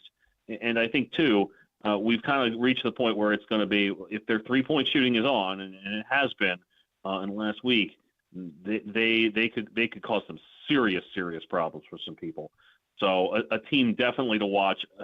Strong offense, dicey defense, and we'll see how that holds up as the season unfolds. And I know we've talked a lot about both Towson and Navy and the starts they've been off to, and of course they get together on Sunday afternoon. But as I mentioned, tomorrow night they're both on the road. They're both playing tough games. West Virginia, Clemson, but games that are on TV, a chance for people to watch. Are these games where they have chances to be competitive tomorrow night? Yeah, I don't know if West Virginia is the right matchup for Navy. Yeah, it's tough. And they have lost back-to-back games to Lipscomb and VMI on the road. So at this point, Navy is 4-0 at home and 1-3 away from home. Interesting. So I don't know if that's the right matchup for them, just because of the size and what have you. But Navy will play tough, and that they have some pieces that if they all happen to play well, that they're going to be in decent shape. The question is can they get them all going at the same time? The other night against VMI, they got good games from Austin Inge and Tyler Nelson, combined 36 points from those guys. But it was kind of tough sledding getting anybody else going on a consistent basis. So that's a team that definitely is not one of those, if one or two guys are quiet, these other two guys definitely will be able to carry the load. That's a team that needs a number of guys playing well to be at its best. As for Towson, an interesting game to say the least. They go to Clemson, and they're sitting there at 8-1, and this is one of those games that you looked at and thought, well, maybe they could pick this thing off when you looked at the start of the season. And I feel like with Clemson, they've gotten a little healthier since the start of the season. P.J. Hall was expected to be one of the best players in the ACC. And they got him back kind of on a pitch count at the start of the season. He'd been injured for most of the summer. And so they're finally starting to play him more minutes than what they were doing a little bit earlier. He got 22 minutes and started against Wake Forest last week and had 21 points. He had 22 against Penn State. So that's the big question to me. How does Towson deal with P.J. Hall? And they've got other guys. Clemson has other guys too, and Hunter Tyson and Chase Hunter for sure, really kind of standing out, and also Brevin Galloway, a guy they're familiar with because he played at College of Charleston before a stopover up at Boston College. So, Clemson's playing a little bit better. They've won 6 of their last 7. They had a sluggish loss at South Carolina, 2-point loss on the road early in the season, and they lost on a neutral site by 3 to Iowa. No shame in that. So certainly a Clemson team that I think goes down as the toughest test that Towson has in what is a largely solid, if not overly ambitious, non-conference schedule. Like, there's good teams there. Like, you're not aside from one or two, there's not a bunch of bad teams, but there's also not a bunch of teams that are like, gosh, that's a top 75 team that's going to flirt with a at-large berth or something like that. Not that it's a lot of fun to deal. Not that you're like eager to deal with UNC Greensboro and Penn and Bryant and what have you. But it isn't like this is just murderer's row and you're going to be lucky to survive it. So in a lot of ways, I feel like that makes going to a place like Clemson a good situation for Towson, because they haven't just been beaten down here during the first month of the season. They're 8-1. They do have the loss down in Savannah to Fairfield, but this is an opportunity for them to pick off what could well turn out to be a quad 1 victory for them. And maybe that's the difference if they win the CAA tournament between being a 12 or a 13 seed, or a 13 seed and a 14 seed. And those things tend to matter. So you mentioned the Navy game as well coming up Sunday. Really looking forward to that one. I'll be at Towson for that. And, obviously a big week for the Tigers, who I think have to feel pretty good about what they've been able to accomplish here over the first month or so of the season. Another good week nationally, too. I'm going to run out of time to be able to get to all of it. I know Texas, Illinois tonight, coming off Texas win over Creighton, and Alabama, Houston is this weekend, right? Yes, and that's the sort of game that you would expect to see in an Elite Eight or a Final Four. No doubt. So, Houston has, I have had a couple games here recently, They beat Kent State in just a 49-44 slugfest. And that's a Kent State team that gave Gonzaga problems last night. I watched a chunk of that game. And then, St. Mary's 53-48. That's another sort of game that you're seeing Houston win games the way that Houston can win games. Low scoring, low possession are just going to be completely unpleasant to deal with. And I'll tell you what, them coming to Virginia in another couple Saturdays, that's going to be first to 45 win. But it's going to be immense fun to see those two teams go after each other. But that's another 11 days away. That Alabama game, like you mentioned, looming a little earlier with the Crimson Tide coming to Houston for that one. All right, can Patrick Stevens name the MLB teams that this particular player has played for? First up, a little bit trickier. I thought I only knew two of these, frankly. Two-time All-Star, 3 times finishing the top 10 of MVP voting, and a 2-time Silver Slugger Award winner.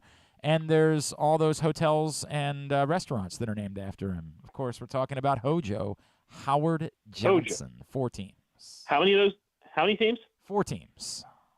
4 teams for Hojo. Well, he was a Detroit Tiger. Yes. And he was a New York Met. Knocked out the overwhelming bulk of it. You got 2 years at the end of the career. Now, I did remember one of these. Okay. For some reason, I was thinking of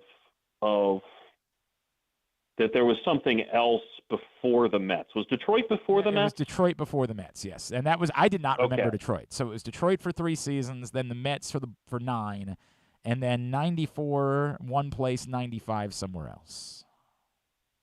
94 one place, 95 somewhere else. Was he a San Francisco Giant one of those years? Not a Giant, no. He was not a Giant. I am vaguely I've got 2 teams that I'm thinking of here. I'm vaguely remembering him as a Pirate at the very end. Not a Pirate. Oh, you're He doing was not. no. Was he a White Sox? A Cub, actually. It was the other was a side. Cub, He was a okay. Cub, and he was a Rock. Okay. For some reason, I remember him as a Rocky, just because it felt like those Rockies Okay. teams were particularly interesting. So I'll give you a slam dunk then. I'll give you a Hall of Famer. Give me the 4 teams for Vladimir Guerrero Sr. Vladimir Guerrero Sr., Montreal, the L.A. Angels, the Texas Rangers, and, of course, the Baltimore Orioles. Orioles legend Buck Showalter said it was the most nervous he's ever been at a press conference to introduce aged Vlad Guerrero in 2011. You mentioned the Towson game. What else is on your schedule for this week? Heading over to George Mason. They play Maryland Eastern Shore tonight.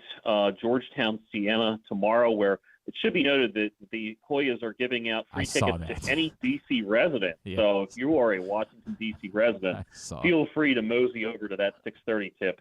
Siena's a team, by the way, that is pretty good and has already picked off Florida State and Seton Hall this season. Oh. So not a chippy for the Hoyas. And then over the weekend, we're looking at I think Saturday's game of choice is Loyola and Mount St. Mary's, which we didn't talk a bit about, but that's up at the Mount. Rivalry, yep. And then Sunday Towson and Navy up at CQ Arena to close out the week. At Discourse, D1S Course, and of course you see his stuff at the Washington Post. Patrick Stevens, appreciate you, my friend. We'll talk again next Tuesday. All right. Awesome. Thanks so much. Hey, gambling can be fun, but you should set a limit and stay within it. And remember, if you or a loved one has a gambling problem, call 1-800-GAMBLER 24/7 or go to helpmygamblingproblem.org for free confidential services. All right, so Micah, we need a container of some sort, and we need to make maybe that we could take the stuff out of that post office box that's sitting out there, and then we need to mix these up. We need to mix them up good. Need to make sure, because you got them in order right now, 1 to 100, and we got to really mix them up in that container. We're going to pick a winner. Let's go ahead and do Tidbit while we wait on that. All right, Tidbit is brought to you by Glory Days Grill, where the winter seasonal menu is their Comfort Classics menu, and it includes the twisted ribs and wings combo. What your buddy called it, the meat tornado, correct? Yeah, the meat tornado. Citrus salmon, the winter spinach salad, the mac and cheese bites, and of course, the bourbon butter cake. Oh, my God. So good. Pair it with a blood orange bourbon cider, a devil's backbone cranberry smash. Get your order in right now, glorydaysgrill.com. And don't forget, Drew and I will be hanging out at Glory Days Grill on Monday the 19th from 6 to 8. Stop by with your donations, toiletries, underwear, things like that, to help the folks at Helping Up Mission. Mix them up good, Micah. This is the most important moment of your life. No offense, because I know you're a high-level athlete. This is more important. Do you want me to go? Tidbit, go ahead. Okay. All right. This one I saw. So NFL teams since 1995 were 0-206 when committing 2 turnovers, enforcing none, and failing to exceed 10 points, as the Baltimore Ravens did on Sunday against the Broncos. So now teams committing 2 turnovers, forcing none, and failing to exceed 10 points are 1-206. Thanks to the Ravens beating the Broncos. I did see that number. That Yeah. I did. My buddy Jake Luke from Baltimore Beatdown shared that this morning, and I was like, "What?" It's just random to me that it's never happened before, right? Like I get it. I get the concept. It is not easy to do it this way, but it's just still kind of stunning in the entire history of football that it's never happened. How you feeling about your mixing job over there, Micah? You think this is your moment? All right, I got one more. I'm looking for one name here. So Christian Watson has now 7 receiving touchdowns on just 23 career receptions. He joins one other player. How would I possibly know? It was within the last 10 years to have 7 or more receiving touchdowns in their first 25 catches in their career. How would I mean, Odell Beckham. Not Odell Beckham. It's close. I think same year. Same. He was a rookie that year. Rookie the same year as Odell Beckham. I got to think about who Odell. AJ Green? Not AJ Green. He was a little bit older. Yeah, he was a little older. Who else would have been a rookie the same year as Odell Beckham? So I'm thinking Odell Beckham would have been 2014. Correct. Right? Yes. This guy is no longer in the league. No longer in the league, but was a rookie in 2014. No longer in the league, rookie in 2014. The only other receiver I remember from is Sammy Watkins because he was also LSU, but he's still in the league. Yeah, it's not Sammy Watkins. Played for, at least that I remember, 2 AFC teams. 2 AFC. Let's see who else he played for. 2 AFC teams. Not in the league any longer. Played for 2 AFC teams.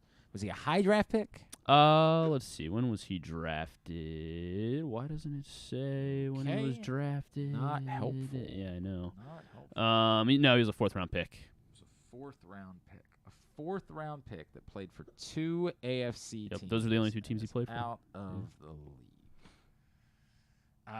You're going to have to tell me. All right, AFC North team, good at developing their 4th-round receivers. Well, any round receiver, really. Pittsburgh. Martavis Bryant. Okay. 7 touchdowns in his first 25 career receptions. Okay, there's that. I don't know what else there is to say to that. Thank you. That was Christian Watson and Martavis Bryant. So hopefully it was a solid tidbit. All right. Before Tubular, are you confident in your mixing job? I tell you what, I'm going to do Tubular. You go out there and get that helmet and get the prizes again. All right. We don't have the Trey Mancini print, unfortunately. I got to pick that up next week. A reminder: I'll be picking it up at the Tyus Bowser Show, as we will be at the Hamilton Sports Bar and Grill next Tuesday night. That is December 13th. Myself, Rita, Tyus, and his special guest. Hope that you will come join us at 7 o'clock next Tuesday. It's brought to you by Maryland Vascular Specialist, the all-new Ginsu Kamado Grill. Tyus Bowser Show is a partnership of PressBox Grade 8's memorabilia. If you look out to your left, it's up on top. Look, just walk to the wall, and it's up on top of that thing out there. Whatever you call that, a bookshelf or a thing. If he struggles, then go help him. We'll be there next Tuesday. Again, find out more, PressBoxOnline.com/Bowser. PressBoxOnline.com/Bowser is how you find out more about the Tyus Bowser Show. Here's what's coming up tonight, totally tubular-wise. As we mentioned, Maryland basketball looks to continue their unbeaten start to the season. They take on Wisconsin. I don't think anybody can see me now. No, you're good. Oh, no? Oh, really? All right, good deal. They take on Wisconsin, 9 o'clock on ESPN2. Masson for Coppin State and NC State at 7. UMBC's at Columbia at 7. Mount St. Mary's at American at 7. Those games are on ESPN+. The Jimmy V Classic tonight on ESPN. Illinois, Texas at 7. Iowa, Duke at 9:30. Everything else, go to GlennClarkRadio.com. As far as college basketball is concerned, what's going on with Morocco and Spain right now? Do we know? Good question. I should always have that ready. The final day of the round of 16 at the World Cup. 0-0 in the 94th minute. This is big for John Proctor, who remember had Croatia and Morocco, and thought his only hope was Croatia winning the World Cup. But if Croatia gets to the semifinals and Morocco gets to the quarterfinals, the way we stack the points is that would be enough points to have more than whoever wins the World Cup if that person didn't get another quarterfinalist. So, wow. And there haven't been a lot of upsets in this round. No, there have not. There have been none. I think this is big right now. If Morocco could stun Spain, it might hand this to John Proctor. I don't know how I feel about that because he's also moved into first place in our picks contest, and I don't care for that at all. Later this afternoon, Portugal and Switzerland at 2 on Fox. Lakers, Cavs, 7:30 on TNT. Mavs, Nuggets at 10.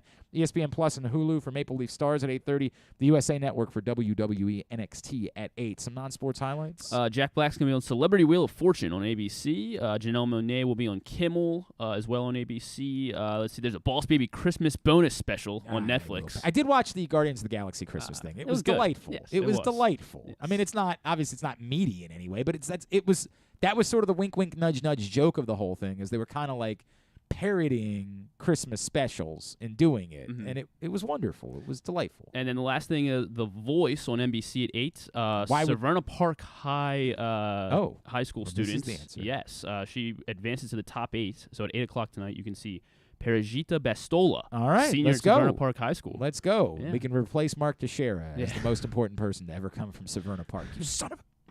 I don't hate Mark Teixeira. Not a thing. All right, very good. So we're going to pick a winner. Again, don't forget PressBoxOnline.com/offers for all the best sign-up offers as you consider what you want to do sports betting-wise. Micah, this is very important. All right? I want you to look at me. You can't see any of the numbers. You got to look away. Yeah, or cover your eyes as you pull out winners. We are pulling out 3 winners, and I might tell you to pull out a 4th because I got to pull up the list. There are some people who got in that were very much like, I don't want the prize. You can give it to somebody else. I just want to make the donation. So you're going to pull out winners here for our contest. I might end up telling you to pull out more, all right? So just be prepared for that. But you can't look. Now, they're going to if somebody doesn't win, they're going to singularly blame you for this. Are you prepared to deal with that pressure of pulling out a number right now? Yeah, I've been working on my shuffling skills. That's good. I'm glad you've been doing that. That is very important. So just remind everybody, the first prize, and again, you get your choice. So I say the first prize. It might be that the first prize winner is an Orioles fan and wants the Trey Mancini print that, again, I don't have in front of me right now. But we think the first prize is this. Here, can you hold that up? Can you do your modeling skills?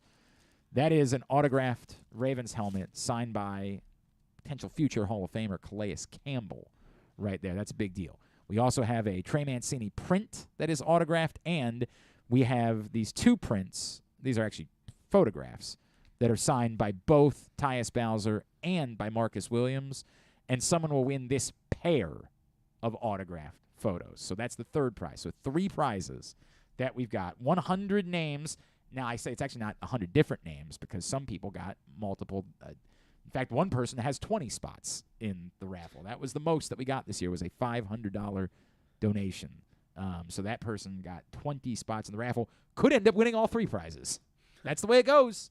That's the way. Like, I left that option out there. It's all up to the shuffle. All I care about is that we had a bunch of money for the Helping Up mission. So wherever it came from, not my concern. Micah, please go ahead. The first number that Micah has pulled. Please announce it. Please show it to the camera so we know there is nothing amiss here. The first number is 6. 6, a low number, pulled as a winner. I know who number 6 is. Cotter Venda Jalad was the person that got 20 spots. Wow. Was the person. It works. So this person will love me if The question is, I don't know if Cotter wants the prize or not. So here's what we're going to do. We're going to write them down. We're going to end up pulling maybe 5 or 6 numbers so we have backup plans to our backup plans to back up our backup plans. So first winner, Cotter. Next number. What if I pull 6 of the 6 of Cotters? Then we're going to have a problem. And you know what? We'll keep this bucket full of numbers and we'll deal with it later. Yep. Okay. Next is 19. 19. belongs to Kathy Hamrick. I don't think she wanted to win. but again, we'll see how it goes. Next number.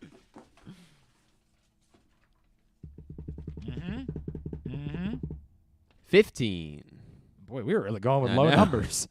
15 is another Cotter number. I thought you said you were good at mixing, Mike. I know. I mean, he didn't know which numbers belong. We'll get some to higher which numbers. person. Yeah, these are all low numbers. All right, this will be a high one. All right, let's pull 6 numbers. All right, and we'll go from there. Okay, so 3 more.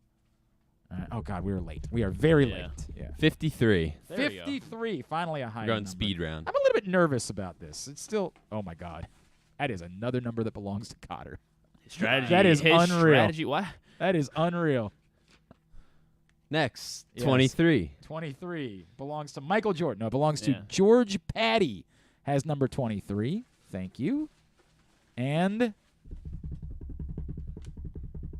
yes, 42. 42 belongs to Tim from Bel Air. How about that? Shout out Timothy Bel Air. Fisher, who of course is going to make our worm burger for us. Is number 6. Now, again, I don't know if he's going to be a winner or not because I don't know how the first people. Give me one more just because we pulled out 3 of Cotter's and I don't know. All right, so just give me one more in case. 75. 75 belongs to Cotter. Shut up. Yeah, it does. Give me One one more. Holy crap. I guess it's smart to stack the deck with 20. Yeah. 56. 56 belongs to my man Mark Miller up in Pennsylvania. There we Very go. good. All right. Here's what we're going to do. Don't take the numbers out of here yet.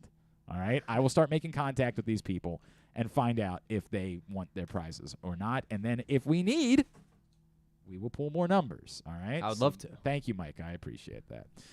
Don't forget, GinsuGrills.com. Use the code TAILGATE. Save $100 when you pre-order your Ginsu Kamado grill. Thanks today to Patrick Stevens. Thanks to Joe Serpico. Thanks also to Ben McDonald and Rita. We'll get all of it up in the greatest hits section of the tab at GlennClarkRadio.com. Anything at all. Stuff and things. My, oh my. We are having a rough week. If you know somebody that would be a great guest on Glenn Clark Radio, please let us know because we've got the time. Thanks, everybody at PressBox, all of our great sponsors and partners, including our friends at the Baltimore County Police Department, Problem Gambling, Glory Days Grill, Royal Farms, Casa Sin, the Maryland Jockey Club, Baltimore area Chick-fil-A restaurants, Grade 8's Memorabilia, the FanDuel Sportsbook at Live Casino and Hotel, Maryland Vascular Specialist, the all-new Ginsu Kamado Grill, UMBC Athletics, your local Toyota dealer, buyatoyota.com. Thanks to Griffin at Griffin_Bass. Thanks to Micah, Micah.Ernest on Instagram. Follow us, Twitter, Instagram, and TikTok at Glenn Clark Radio. Have a great Tuesday evening. Go Terps. Go UMBC. No, who else was playing? Yeah, UMBC was playing tonight. Coppin, all the local teams. Duke sucks. Ohio State sucks too. We come back in. Simply the Bets.